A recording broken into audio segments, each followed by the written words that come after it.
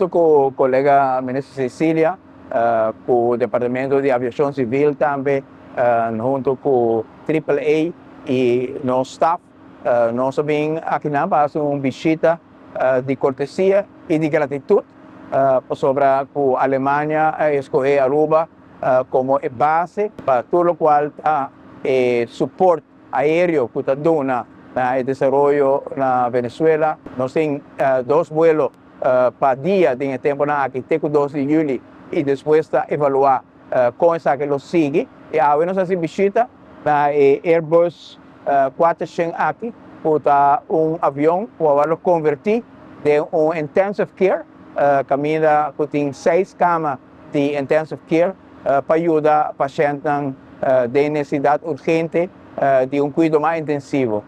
Para nós, é um honor que a Aruba agora escolhi, também está sentindo a forma como a Aruba recebe, está uno que não quer passar gratidão também na Aruba, o povo de Aruba, na Reino Holandês, para estar assim hospitalário e no mesmo momento agradecendo também toda a ação de aviação civil, aeroporto, Ministério de Aviação, para tudo o qual agora processar rapidamente, diariamente.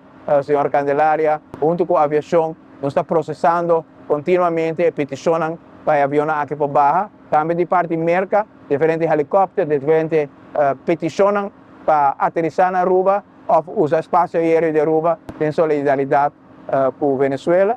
E tudo isso aqui também em contexto de Reino Holandês, que continuamente também está envolvido em cada faceta de ajuda que está dando na Venezuela. Agradecido no povo urbano. Nós mira dentro aqui pueblo hopi, solidário, pueblo que responder a chamada, quantidade de mercancia colectada para ajudar a Venezuela é enorme e nós estamos agradecidos no povo de Aruba também. Danke pela compaixão, danke pelo amor próximo. Esta é uma diferença importante, num momento justo, com pueblo misericórdia.